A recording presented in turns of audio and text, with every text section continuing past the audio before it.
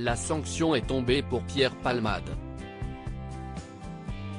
Alors que la Cour d'appel de Paris a décidé ce lundi 27 février que l'humoriste ne bénéficiera plus du bracelet électronique et doit être placé en détention provisoire en vue des multiples affaires ouvertes à son égard récemment, le comédien est actuellement placé sous écrou à l'hôpital, son transfert vers la maison d'arrêt de Fresnes étant prévu dès que son état de santé lui permettra de le réaliser. Vu les conditions autour de cette affaire, Pierre Palmade devrait intégrer le quartier pour personnes vulnérables de la prison, surnommé plus communément quartier VIP, mais qui ne profite d'aucun luxe supplémentaire.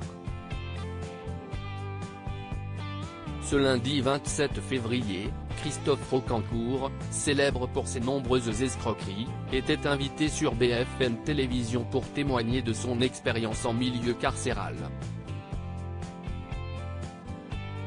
L'ex-compagnon de Sonia Rolland a justifié le placement de Pierre Palmade en quartier isolé. La prison reste la prison, la seule différence est que si vous mettez Palmade dans une population générale, on peut imaginer ce qui peut lui arriver, on n'a pas besoin d'être un génie. Lorsqu'il lui a alors été demandé d'être plus clair, l'ex-prisonnier n'a pas manqué de franchise, il ne survivrait pas enfin. S'est-il exclamé, rappelant que le milieu carcéral était brutal et archaïque. Selon lui, si Pierre Palmade était enfermé avec les autres prisonniers, il ne tiendrait pas 5 minutes. Pierre Palmade, Muriel Robin, Michel Larocque, Véronique Sanson.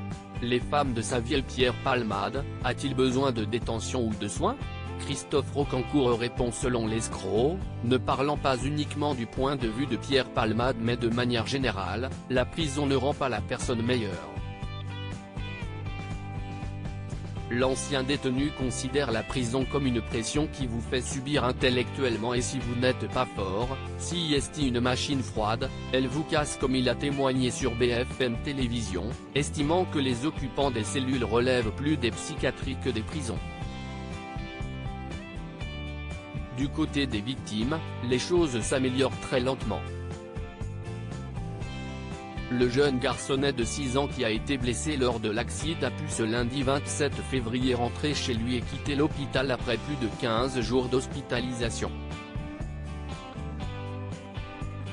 Il devrait cependant garder des séquelles à vie de cet accident, selon l'avocat de la famille des victimes blessées. Crédit photo, Cyril Moreau.